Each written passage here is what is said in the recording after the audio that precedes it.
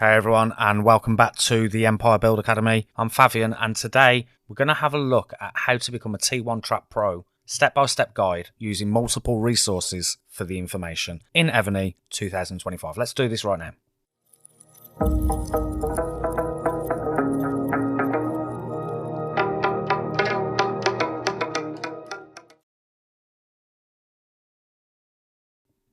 Welcome back to the channel. Like I say, I'm Fabian. This is my Empire Build Academy YouTube channel. I talk about all things Evony, but I also do have a website as well where you can go and find all different guides for different games. It's a work in progress, it's progressing nicely, and you can check out plenty of things over there, including the TIBA blog as well as the TIBA forum as well. So let's go back to the channel, and like I say, today we're going to be looking at becoming a T1 Trap Pro step-by-step guide for Evony in 2025, and I've used multiple resources to get the information that I'm going to be sharing with you today, including watching some YouTube videos from other people that have done a similar video, as well as checking out Reddit and some other websites as well. And I also did talk to an Alliance member who gave me some fantastic information as to how he has become a T1 Trap as well. So what is a T1 Trap account? Well, it's designed to lure attackers by appearing vulnerable with the goal of costing them more points than they gain from killing your troops. And this is achieved by focusing on low tier troops, especially the T1 cavalry, and minimizing the visible power. The strategy has evolved, and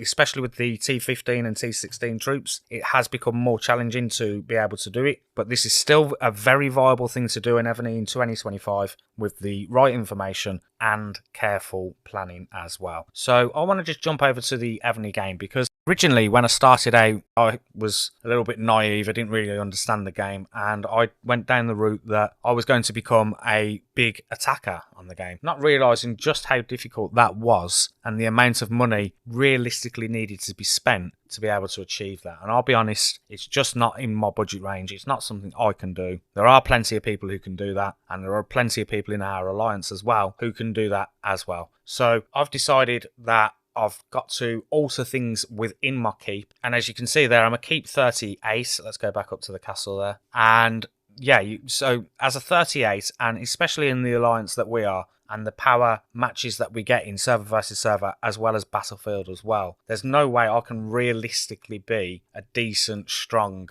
attacker in the game. So I sort of had to switch my focus, and originally I thought I was doing the right thing as a T1 Trap, but actually there's a lot more information that goes into it than I originally thought. So let's have a look first and foremost at my account, and there are actually things that I need to fix on this today, on this video, because I've still got things that I haven't done correctly. And as I said, that's what I want this to be. That's what I want to be with these games. I want to be the person that hasn't got things right, goes and sources the information, gets people involved so that we can all get the correct information and become what is needed. And that's what this is about. This is about the T1 Trap. And let's first and foremost have a look at the troops I've got. So I'm going down the route of becoming a T1 cavalry trap keep, and the magic number of T1 troops that realistically you should have is between 500 million to 1 billion. That's the figure that seems to be popping up a lot. That seems to be a figure that came up when I spoke to an Alliance member. It also seems to be in a lot of videos as well. And when I'm looking on Reddit and websites, that figure 500 to 1 billion seems to be the number. Now, what I am going to say is that that's obviously not necessarily achievable for the free to play unless you're playing the long game. So you can still sort of follow these tips on how to become a T1 Trap, but if you're looking to be a medium spender T1 Trap, then this may be more realistic for you. But that doesn't mean that you can't follow the same tips and still be a decent T1 Trap at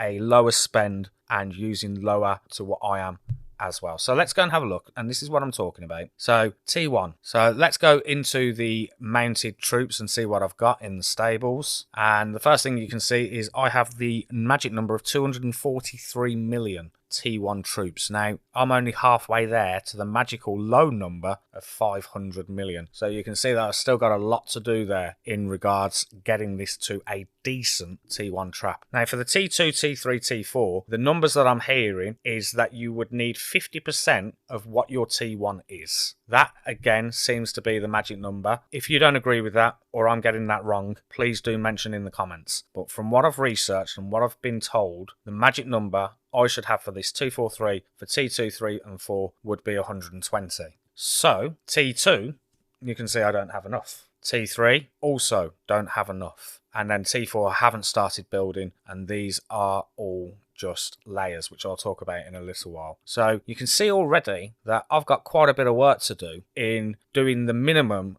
in regards to the T1 that you want, the T1 you need. So when the resource event starts in the consuming return event, which should be starting tomorrow, I believe, fingers crossed, that's what I'd be needing to do. I'd need to, first and foremost, get that T1 up and get the T2 up, matching 50% of the T1. I'm not sure if I'm going to have enough in resources to be able to do that. The reason I don't know that is because I'm also thinking of becoming 39. So I'm sort of weighing up which one is more important tomorrow for the returning resource event. Is it more important for me to build those troop tiers, those troop amounts up for T1 and T2, or would it be more beneficial for me to level up to 39? And if you've got some advice on that, on what you would do if you was in the same situation, that would be amazing, because I'm not quite sure which one will be more beneficial. Would it be better to get those percentages correct on the troop amounts that I have? With the layers, the magic number again for that one is between 10 and 20,000, especially as a T1 trap, because there's a difference between T1 trap, from what I've read, and T1 defense. They're two very different things, because as a trap, you are literally trying to take minimal hits with minimal layers so that you can win on the power exchange. Whereas if you are someone who's attacking, you would then want more for your T1, T2, T3 layers all the way up to T12s, T13s, and that could be significantly different for the people who are attacking. But for a trap keep, where you're not really going to be involved in attacking other members or joining many march rallies, we want to keep these troop layers down. So I've got 10,000 of each at the moment, but that might be something that I'll look to get up to 20,000 next. And also, while we're here on layers, I also have a preset set up in my hospital to heal layered troops. So this number 6 here, let's go and have a look at that in the rally spot. So having a look at that in here, you can see that number 6 has 10,000 of everything in there to heal straight away. And when I get attacked, and normally a solo attack, what I would try and do is heal all those layers straight away before the second attack hit. And that's what I would do as a T1 trap keep. So in battlefield, in server versus server, I would be looking to get those layers healed as quick as possible before the second march came. So that is set up in my rally spot, which in turn allows me to use that in the hospital, if that makes sense. So that is for the layers. So let me go back into that as well. So as I said, we've got quite a few things there to be looking at. I need this to be minimum 500. I need this to be 50% of T1, which would be 250, and the same for level 3. And I believe if you can't get them up to them numbers, then it would be better to keep these at layers until you have enough to do all of them in one go. Again, if I've got that part of the information wrong, please do speak up.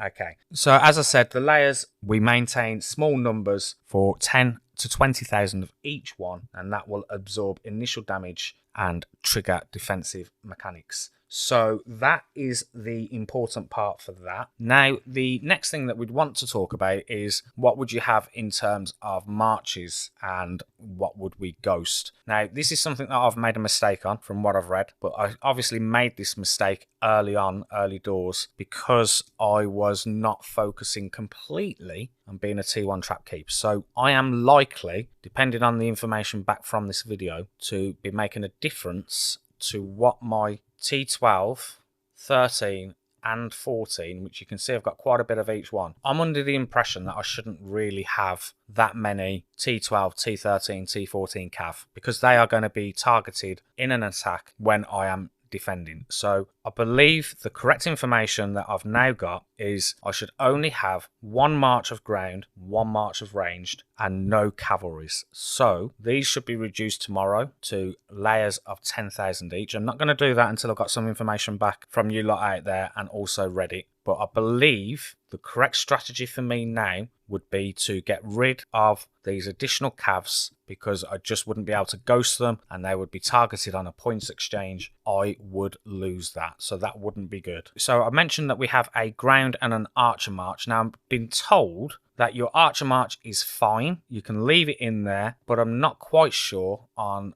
what and how many each one. So if anyone's got some good advice on how much of the ranged I should have in there, do let me know, because obviously if someone sends a mounted attack at me, the ranged are there to be able to deal with that, and I believe the ranged versus ranged would be almost an equal points level. So I believe I don't need to get rid of the ranged, but is it a case of, for lowering that points exchange, should I have the range down to a minimum? So ideally keep these 3 million T12, but maybe get rid of the 13 and 14 that I've got additional. That would be high tier points for the opposition in attack. So what I'm thinking here is keep the T12, get rid of the 13, just keep it as a layer, get rid of the 14, keep it as a layer, get rid of the 11, keep it as a layer. Now, if I've got that wrong, please do let me know, because I'm not going to do this until tomorrow, and I've allowed the video and the Reddit post and website post to be able to give me that information back. So that's what I'm looking for. I'm not 100% sure on that, and if anyone can provide that information, that would be amazing. And then for the ground, I've also been told that you would have a march of ground, although I'm not 100% sure why. Maybe that's to join rallies and have that set up, because we ghost the ground.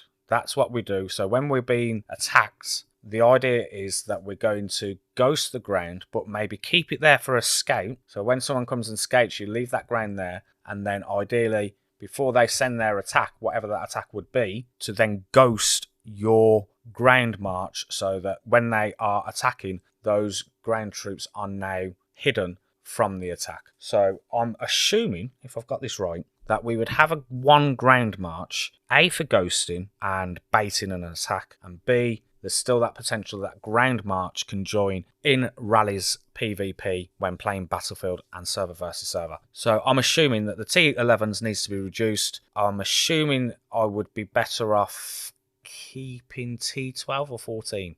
Let me know again on that one. This one here, I just want 1 ground march, so I don't know if I should have 13, 12 or 14. So again, do let me know on that. And then the idea would be, I would then base in the attack when being scouted, and then I would ghost them, ideally on a monster or someone else, not the person attacking, so that they send the wrong march at me. If that makes sense. And if you can word that differently in a comment, then please do. So, but the question I'd want is, would it be better for me to keep a march of T12, so it's lower on the healing and points exchange, or is it better to keep the higher tier of the 14? So that's the information that I've heard for there. So now, to summarise on what I've just said, I'm actually playing this on BlueStacks, so it's not quite perfect, as you can see here. Obviously the Evony game itself is better, but I've got that set up to my other small account, which I'm doing at the moment, so I didn't want to confuse it, but that doesn't matter. I don't need to do that on this. So yeah, to summarise, T1,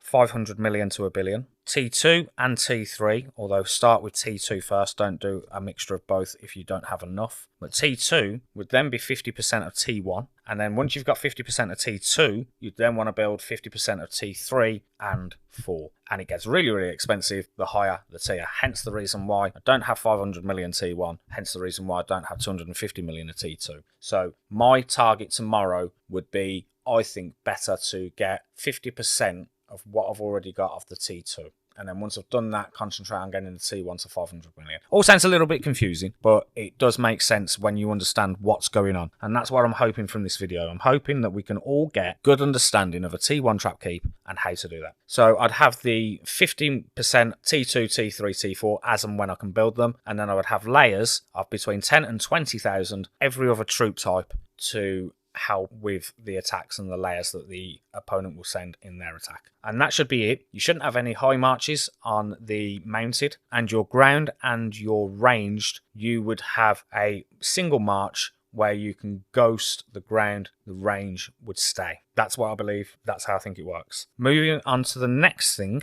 this would be your gear and your sub-generals, which are critical for enhancing your T1 cavalry's effectiveness. So for the wall general, we would use flat refines for mounted HP and defense, as these can't be debuffed and significantly boost low tier troops surviving in an attack. And there is a YouTube guide as well that emphasizes flat refines with examples like mounted troop defense plus 466 and HP plus 1598. So to go into that, let's go into my wall general. And my wall general, let's just collect that. My wall general is going to be like many of you out there, and that is Queen Boudica. And clicking on Queen Boudica, let's go and have a look at her over here. And this I haven't got 100% correct yet. So all my refines on these pieces of equipment that I've got here should all be flat refines, not percentage. This is something that I got wrong from the very beginning, and I had a complete mixture of everything, and I've been trying to work around getting this correct ever since, and you'll see what I mean. So on this one here, I've got mounted troop attack all the way across. So there is my mounted troop attack, and you can see that I have the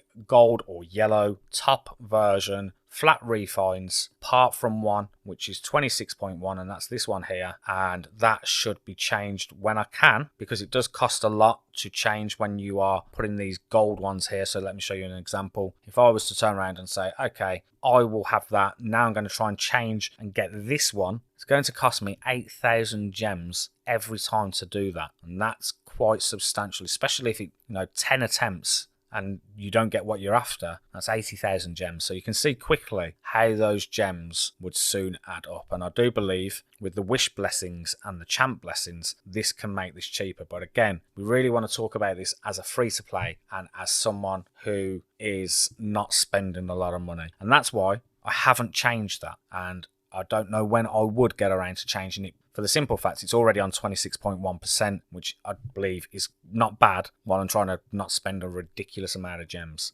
So let's go on to the next one, and that would be this one. This is Dominant Parthian Armor, which has given me enemy siege attack defense, and you can see on the mounted troop defense all the way down. So on here you can see my mounted troop defense is on the flat refines all the way down. I've got no percentages in there, so we are going to keep that as it is. Going to this one, you can see that I've got two that are set up, and then I've got two that are on the mounted percentage. So there's something for me to work on. There's something for me to try and get that third one in, which is something I will definitely do. On this one, I have mounted troop HP, all as flat refines, so that is perfectly fine. And this one, again, I have all flat refines, so that's perfectly fine as well. And then on this one, mounted troop attack, again, I have all the percentages correct there. I have all of them correct with flat refines as well. So Queen Boudica is not far away from being the ideal wall general for me. And then, of course, I have all the specialities as well maxed to also aid in that. And you can see when you do max her out, she also gives some decent buffs for troop attack and HP. And then on the last one, there are also some others in there, including flat refines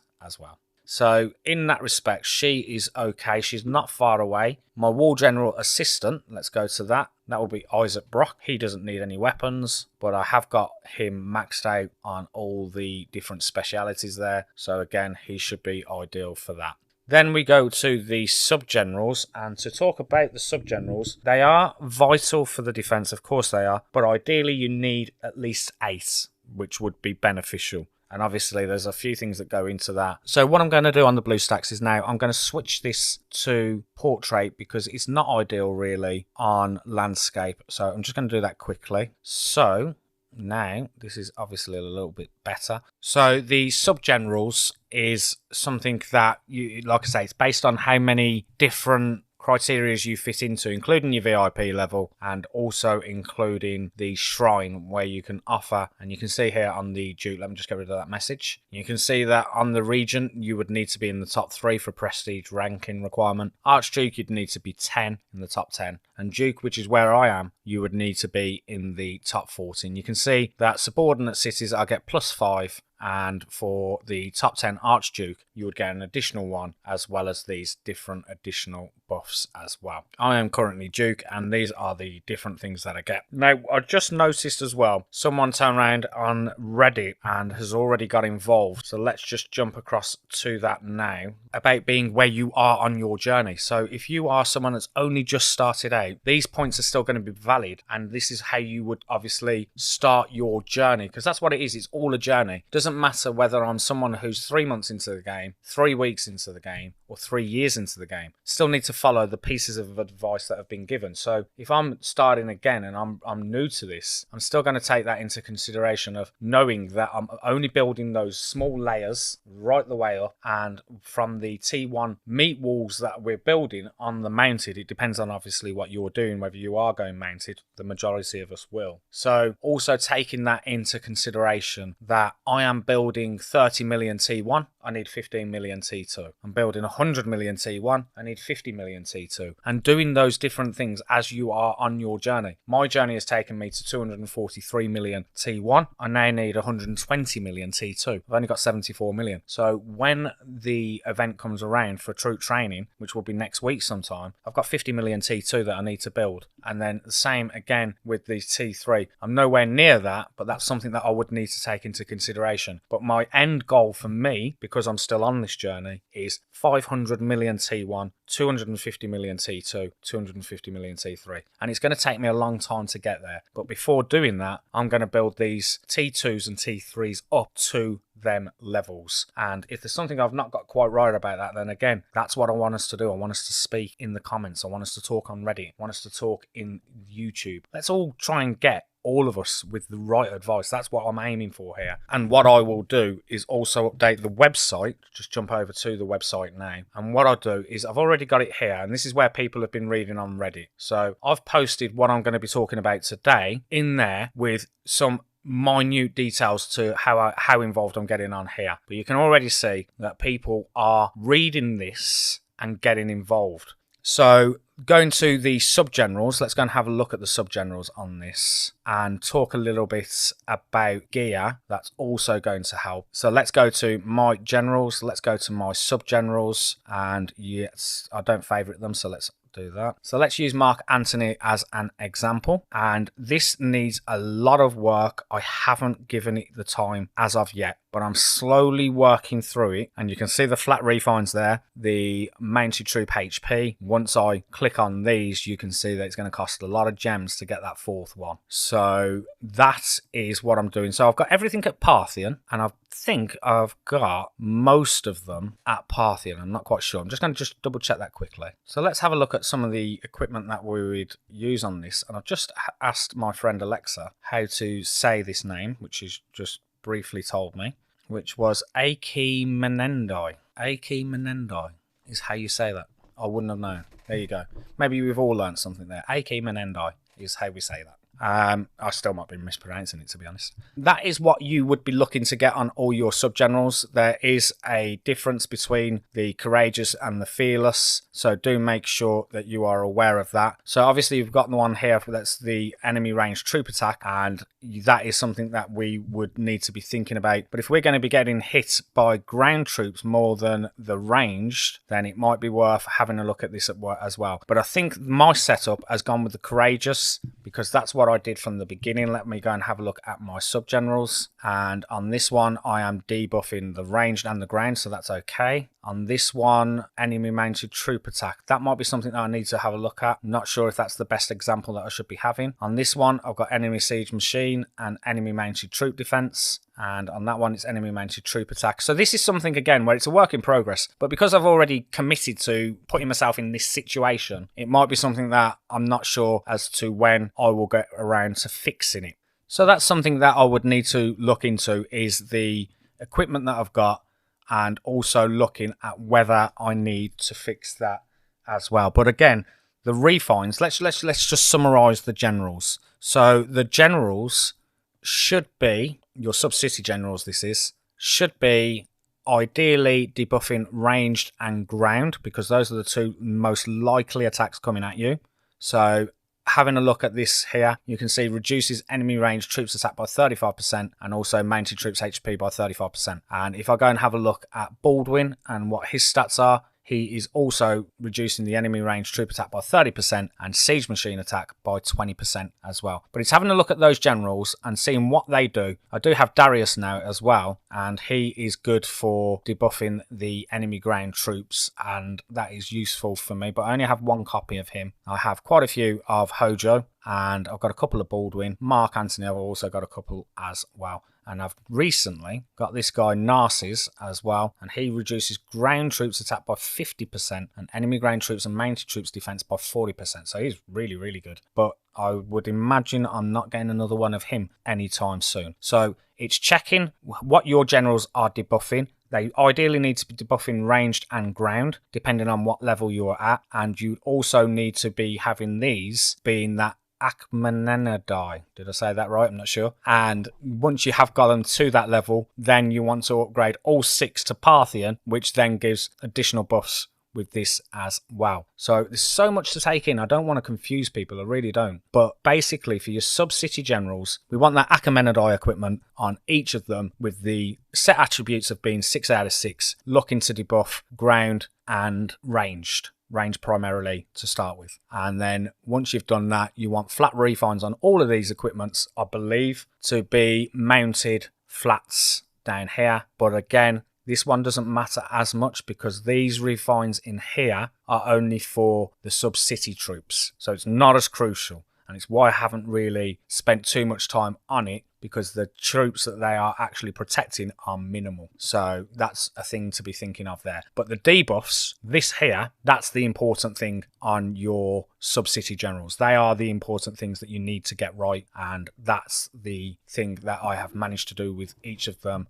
down there, and of course the set attributes as well. So on generals and subordinate generals, I'm just going to make sure I haven't missed anything. Doesn't look like I have, so I'm going to move on from that. The next thing is power level and VIP considerations. To remain an attractive target, keep your power below 2 and 2.5 billion. So I'm actually a little bit over that. I'm on the 2.8, but I have got to get rid of some mounted troops, it looks like, depending on what comes back as feedback from this video. Higher power levels may deter attacks, as attackers might suspect a trap, according to community discussions on Reddit. This aligns with the strategy of maintaining a low profile, with examples like a K35 with 600 million power and 100 million T1s appearing hittable. VIP level isn't crucial for a T1 trap, but can help with faster healing and resource production, supporting sustainability, especially for the free-to-play players. So keeping that power low and looking attractive to the opponent is something that would also be crucial. Now, I just want to have a look at an alliance member who is very good in the trap account scenario. And I just want to check his power, and that's Caffrey. So he is 1.5 billion, and you can see that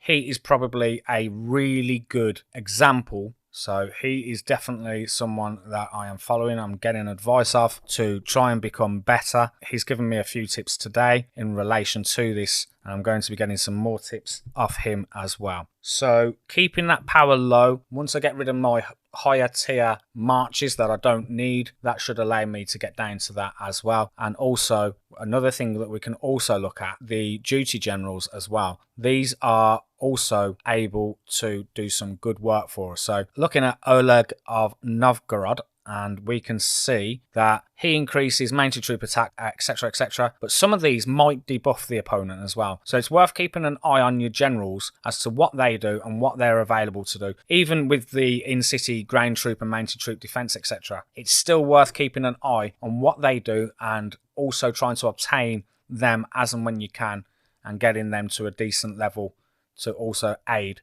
protection. So we've got a next part here, which is the defending against higher tiers. The introduction of T15 and T16 troops has made defending as a T1 trap more challenging, as these high tier units can quickly overwhelm lower tiers. Reddit post highlights that rallies with T15, T16 can be difficult to survive, especially against strong teams, but small or poorly coordinated rallies might still be manageable. The strategy relies on ghosting, strong debuffs, and maintaining layers to mitigate losses, though adaptation is key given the evolving game meta, and that is very, very true. This game is changing all the time. There's something new coming in all the time. which makes it difficult sometimes to keep up with what and how we are doing things. So that is something also to take into consideration as well. But obviously with these T15, T16s, you won't be really facing them if your server is young, so that's something to be thankful of when you are going up against other people. But as you play the long game, which is obviously where I'm at now, I am now starting to face more T15 and T16 troops. Not all the time, but they're certainly becoming more common than they did 6 months ago.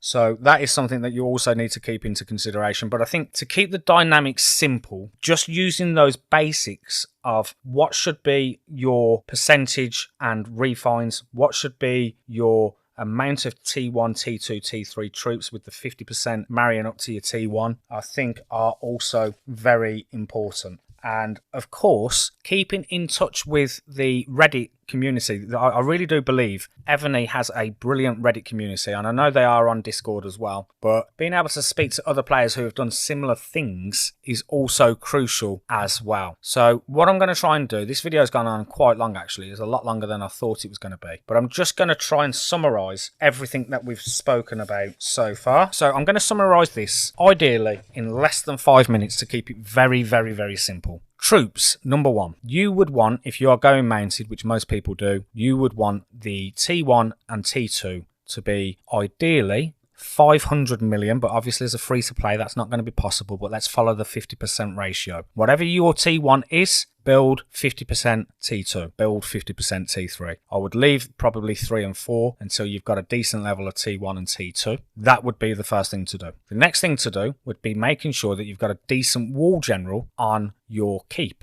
So I've got Queen Boudica. She seems to be one of the most common ones. But again, look into what you can do and what is available for you to do to be able to do that. But finding those people that marry up as a wall defense general to whatever it is you're going to train to become a T1 trap, again it's normally mounted, is doing that as well. Same with the assistant, making sure the assistant, she's on there at the moment because I'm not in attack mode, but as soon as it becomes a server versus server or battlefield, I'm changing her for Isaac Brock. The next thing to talk about with your wall general that we've just mentioned about is now making sure that that person has the right refines. This is the most important when it comes to refines. These weapons here on Queen Boudica should all be carrying the flat refine across each one, especially at the beginning. It sounds like as you get further into the game that you would be able to start slowly switching to percentage refines, but again, knowing when and where that point is can be a little bit complicated. And I think let's go with the low coiner, the free to play. It's probably not something that you're going to do anytime soon, so understanding that flat refines are probably the most important thing for you guys to do is what I would do on each of those weapons. So again, you can see on here, there's my flat refines. There's only one that was percentage. They're all flat refines. There's 2 flat refines with 2 percentage. So that would be something that I would be looking at. Also siege machine defense. That is not really ideal because I don't have many siege at all. So I would be looking to change that and going again, mounted troop HP on all of them. That's perfectly fine. Same on there. And then mounted troop attack also looks fine. So from wall general, making sure they have the right weapons on them, whatever you can do with that. And that was where we go back to that Parthian Achaemenidi. I can't remember. The Achaemenidi weapons that debuff the opponent is also crucial as well. The next thing that we would look at as well, so we've done that. We've got the specialities, which are also very important for your generals. So making sure they are all maxed out as much as you possibly can. And the same on the assistant general as well. The next thing that we would be looking at is the subordinate city generals. And these subordinate city generals should all have that Achaemenidi equipment. And then we would switch that later on as a full set to Parthian. But let's keep it simple. That's quite far away for a lot of people. So let's talk again about that low coiner, about the free to play. You would be looking to get, and I do believe I have one of them as an example. So let me just find that person. So this person here, you can see that I have the Achaemenidi equipment on him. I do have a couple of pieces of Parthian, but eventually I will get that all correct and change that to the relevant one. Now again, you've got the fearless and you've got the courageous. Now I'll be honest with you, I've messed up this from the very, very beginning and it probably needs some work on it to be absolutely correct. But I'm just waiting now to collect all the different materials that I need before going into that deep. But that is something else to be aware of. You're wanting to look to obviously use the equipment that is debuffing the ranged and debuffing the ground for the longer game. So that is something that I would be looking at. That's not to say that I've got this particular piece of equipment wrong, but it's something to be aware of. And you can check that when you are in the forge. So let's go to the forge now, go to craft. Let's use boots as an example. Let's go to the red. So we've got courageous dragon boots. It's not that we're looking for. It's the Achaemenidai boots. Maybe I'm getting good at that word. I don't know. So that's what we'd be looking at. This one does enemy mounted troop attack. There's also enemy siege machine attack, in-city range troop attack, whereas the other one is only enemy siege machine attack. So in my belief, that would be the one you want, and then that's the one you'd want to make Parthian. If we had a look at the armor, we can have a look again at the same kind of thing. We wouldn't want the dragon leg armor. We'd want that Achaemenidai. And you can see on here, we've got, again, enemy mounted troop attack. We've got in-city range troop defense. But the other one has enemy range troop defense and enemy siege machine attack. So it's, again, just looking at which one is more beneficial. And we'd be wanting the ones that debuff and are in city. Once you've got all 6, upgrading that equipment to the Parthian as well. So you can see here, you would need all these different things. And just be aware of that Forge Master certificate is needed to upgrade from your normal equipment to the Parthian. So to do that, you would need a lot of that, and it's quite a difficult material to get hold of. So just be aware of that for the longer game. Don't be wasting that and using it without any thought behind it. That's something I have done. I've definitely wasted it in the past, and that's something to be aware of. The next thing is obviously making sure that you've only got the troops that you need. We don't need high tier mounted. We don't need high amounts of layers, i.e. 1 million of everything. We want to keep that down to a minimum. We want to keep that to 22,000, and the marches at the top, no mounted marches, ground march that you ghost, and a range march that is okay to stay in your building. Again, please correct me if I've misunderstood. And the next thing is, we've talked about the refines, and then it's literally just then growing as we go along. So like I say, the next thing for me to make those 250 million T1, 500 million, and then making 50% T2, 50% T3. I'm going to leave it there because I really don't want it to be too long. This is already over an hour, this video. Obviously I've got to edit it, so that might bring it down a little, but it's a nice starting point for all of us to get that T1 trap account mastered. And that's what I want to do. I want to provoke conversation. I want to provoke people into talking about what, how, where, why. We all have different opinions. We all have different information. And I just want to be that person in the middle that sort of guides us to get the correct information to be able to do that. And like I say, what I will do on the Reddit posts, I will post those links in this video. And I'll do that with the other videos I've done as well, so that we can continue those conversations. And then once we've got more information, I will look to update the blog post on my website as well, which is empirebuildacademy.com. And that is where I'm going to leave it. It's an hour and 7 minutes. I definitely will be able to reduce that under the hour. That shouldn't be a problem. Not quite sure how much. I don't want it too long and people switching off. Listening to my voice is not something that I would want to do for too long myself, to be honest. And I will see you in another video very, very soon. Thanks for watching. And please do get involved in the comments.